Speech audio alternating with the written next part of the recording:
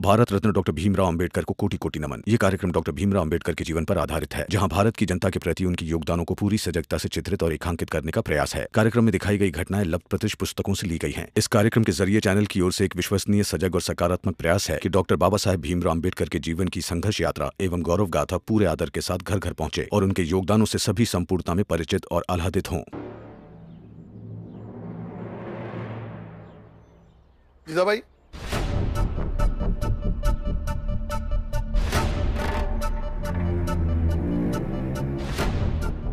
कल रात में नहीं आया तो बहुत परेशान हो गई होगी ना?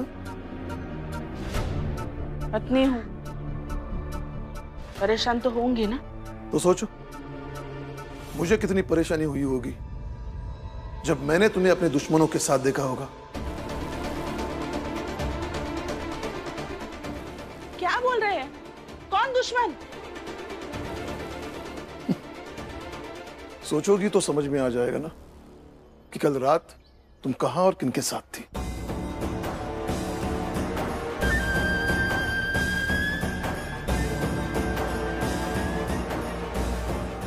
जीजाबाई,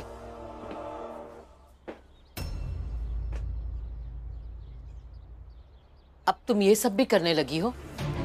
अब तक तुम सिर्फ भीम के खिलाफ थी, अब तुम अपने पति के खिलाफ भी जा रही हो।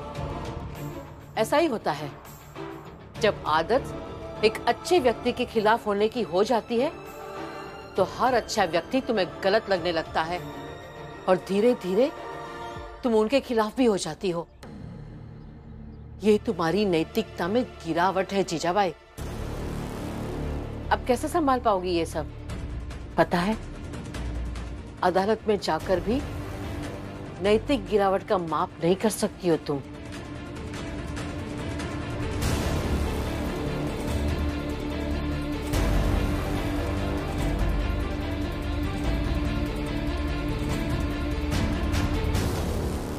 माय लॉर्ड, ये केस 6 महीने पुराना है, जिसका फैसला भी हो चुका है और गवाही के आधार पर पूरन का अपराध भी साबित हो चुका है। फिर भी इस बंद केस को खुलवाने का मकसद समझ से परे है। ये इस अदालत की कीमती समय की बर्बादी है। इसलिए मैं अदालत से दरख्वास्त करता हूं कि इस केस को बंद ही रखा जाए। बहुत सारे केस पेंडिंग है, उस पर ध्यान दिया जाए। That's all my Lord.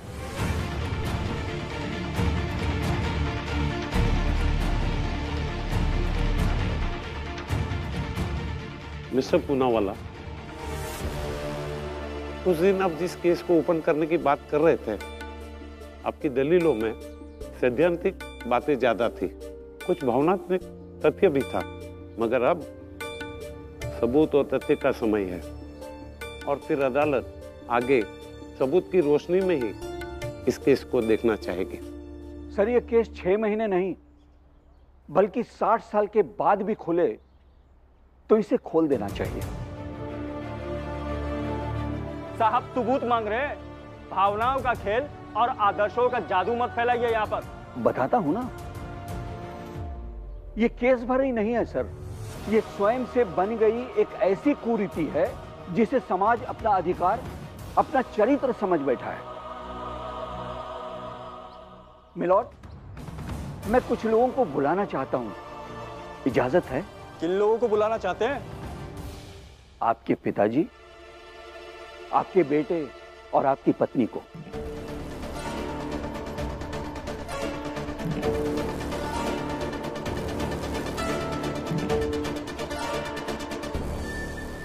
ये कैसी बातें कर रहे हैं आप?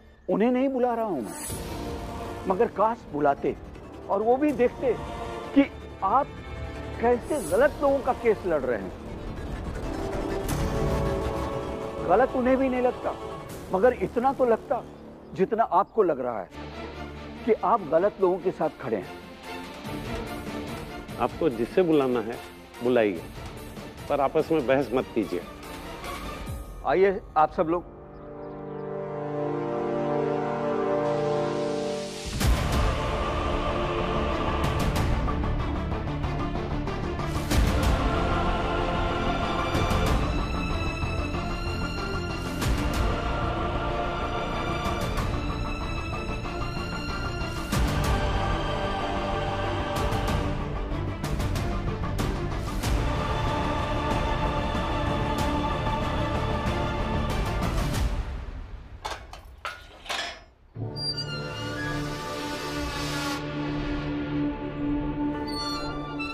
जोखू, जी साहब। चल बाहर घुमा के लाते हैं।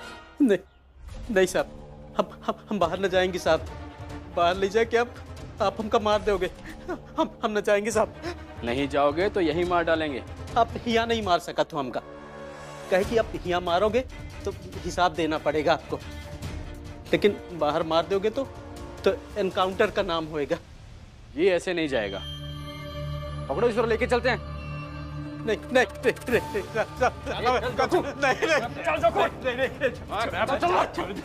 चलना चल रहे जज साहब, ये सब जो लोग आपके सामने खड़े हैं ना, इनकी एक एक कर कहानी आप सुन लीजिए, फिर इस केस पर कोई बहस नहीं होगी योर ऑनर। तो क्या यहाँ हम कहानी सुनने के लिए बैठे हैं? अगर न्याय इनकी कहानी से ही मिलेगा तो आपको सुनना पड़ेगा, क्योंकि इनकी कहानी और पूरन के जीवन के हादसे दोनों मिलते जुलते हैं। बस फर्क इतना है मिलॉर्ड कि पूरन ने विरोध किया और यहां कटघरे में बंद है, और ये शांत बैठे रहे और ये बेबस खड़े हैं आज। तो अदालत को भी चुनना होगा कि कौन सही थे, इनकी खामोशी या पूरन का विरोध, या दोनों ही गलत थे मिलॉर्ड। और उस गलत से ज्यादा गलत हमारी न्यायिक व्यवस्था है, जो न्याय किसी को नहीं दे सकती।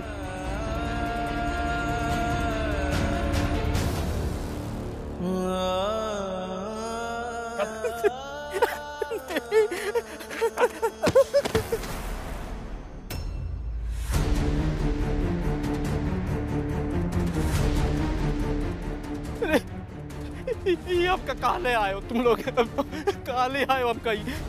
आज तुम्हारी कहानी समाप्त। और भीमराव नहीं है ना तुझे बचाने के लिए, वो वहाँ अदालत में बैठा है। वहाँ पूरन केस हारेगा, यहाँ तुम मरोगे।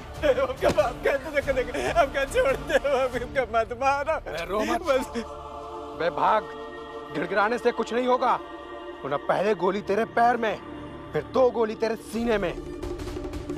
भागो, नहीं तो यही मार डालेंगे। भागने से बचा तो बच गया, वरना तेरा खेल खत्म।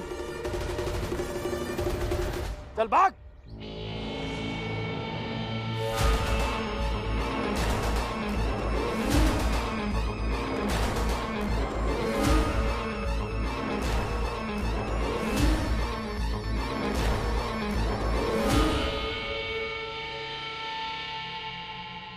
लेकिन अगर न्याय कहानी सुनते हैं ना सर, क्योंकि न्याय आपके कहने से नहीं बल्कि परिस्थिति के सारे पहलुओं को देखने और समझने से मिलेगा।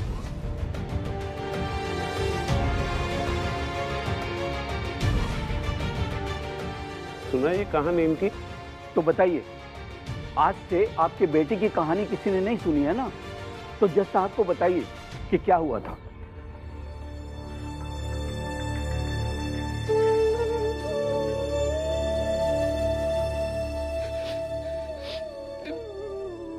ब्याह के 4 दिन बाद ही मेरा बेटा पागल हो गया जज साहब।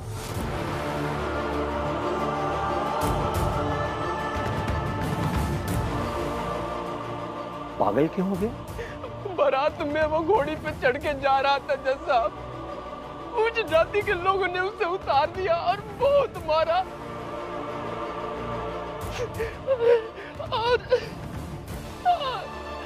और उसके मुंह में कालिक पोत दिए जज साहब, और उसके बाद से सब उसे चिढ़ाने लगे।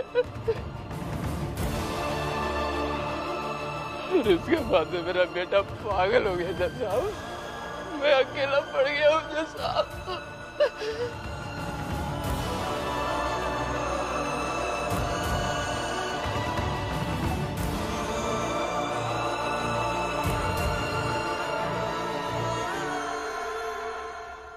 आपकी कहानी? मेरा बेटा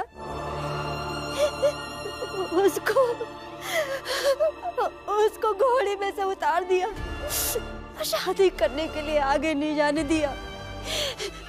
वो 6 महीने बाद वापस लौट कर आया घर।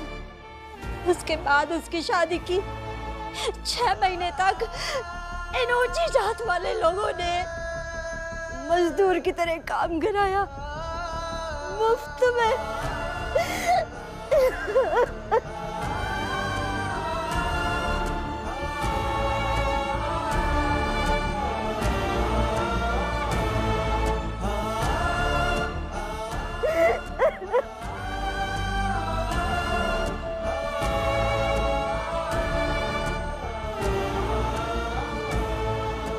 आप बताइए।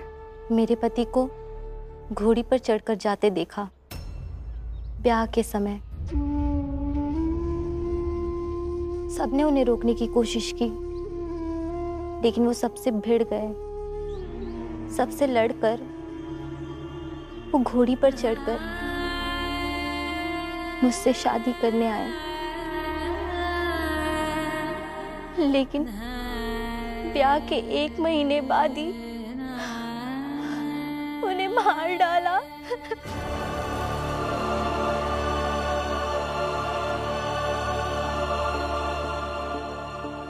उस जात के लोगों ने उन्हें मार डाला और मुझे विधवा बना दिया।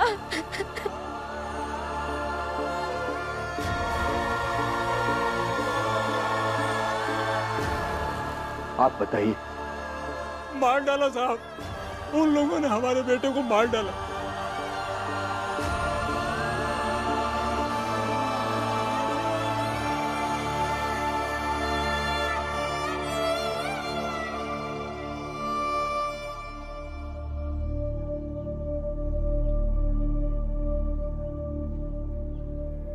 मिलॉर्ड, ये अदालत इन लोगों को रोते हुए देखे, फिर अदालत की कार्रवाई शुरू हो।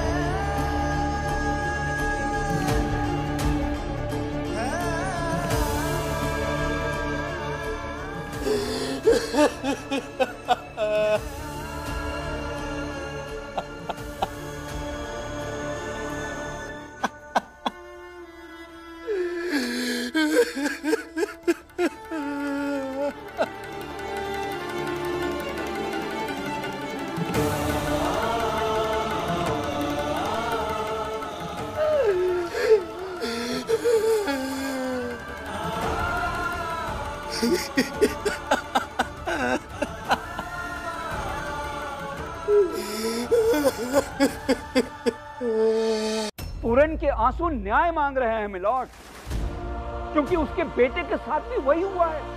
इसके बेटे को घोड़ी से उतार कर मारा, तो शादी के बाद इसके बेटे, बहू और पत्नी को घर में बंद करके जला दिया।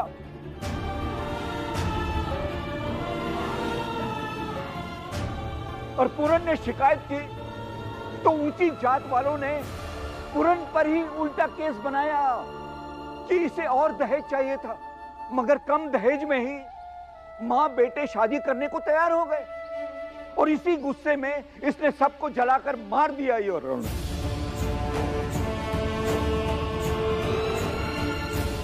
और इसी के मोहल्ले के कुछ लोगों से इसके खिलाफ गवाही दिलवा दी मिलॉर्ड।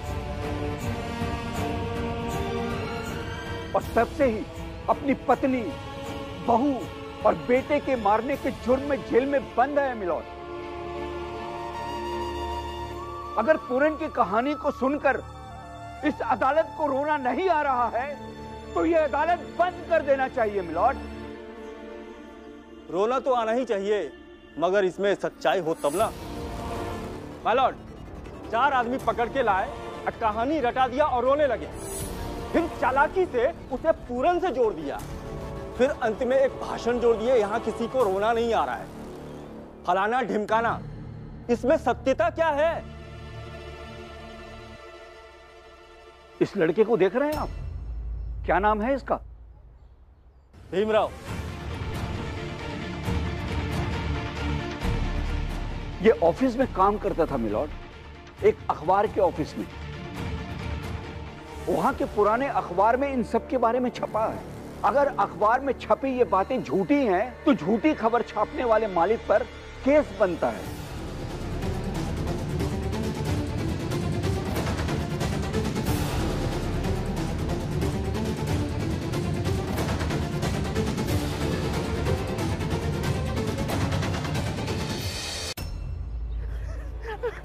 रुक जा जोखू, रुक।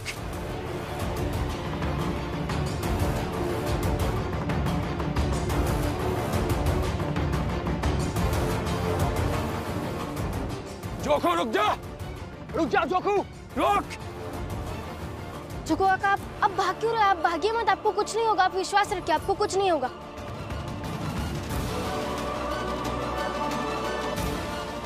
वो लोग आपको मार देंगे। नहीं नहीं नहीं, आप भागिए मत, वो कुछ नहीं करेंगे आपको। सबको यही मार डाले क्या? नहीं, ऐसा नहीं करेंगे, क्योंकि महिलाओं पर गोली चलाने के केस में हम फंस सकते हैं। अरे ऊपर से भीमराव की बीवी है, हमें छोड़ेगा नहीं वो। मगर ये साथ में क्या लेके आई है कपड़े में? बस जोगू को दौड़ा दौड़ा के दौड़ाते रहो। ये महिलाएं कब तक दौड़ेंगी? हमारा मुकाबला थोड़ी कर पाएंगी। जैसे इनसे ये दूर होगा ना, बस इसे मार डालेंगे। भाग जोगू! काका! जोगू भाग! रुक जाइए, आप ऐसे आगे नहीं बढ़ सकते। आप जोखू काका को ऐसे मार नहीं सकते और उन्हें थाने वापस पहुंचाने की जिम्मेदारी हम लेते हैं।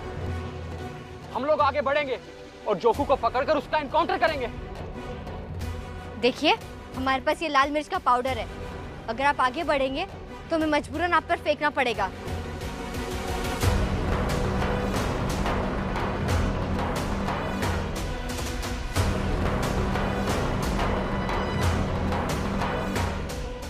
ऐसे कैसे फेंक दोगी मिर्ची?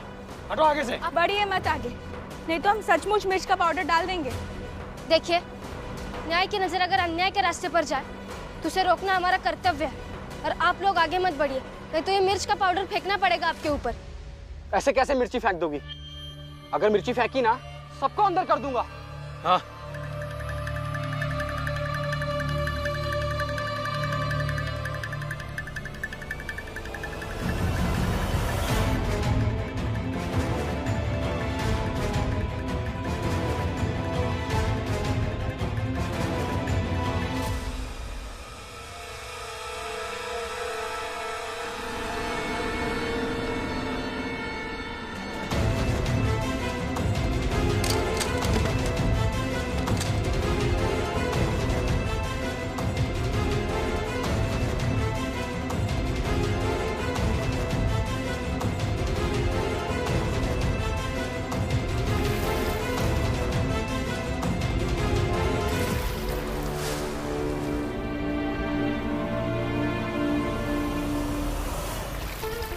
ये लीजिए, आप अपना हाथ धो लीजिए। हम आप भी लीजिए, ये पानी लीजिए, पानी लीजिए।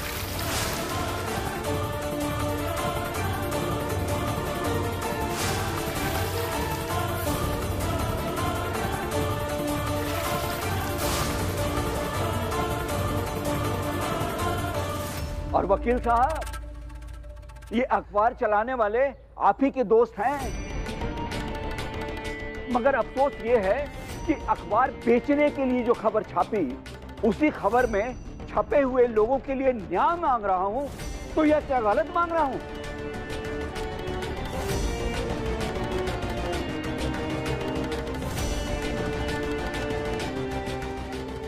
मिलॉर्ड, मैं चाहता हूं कि इस केस पर थोड़ा और समय दिया जाए और पूरन के गुनहगारों को ढूंढा जाए और उन्हें सजा दी जाए।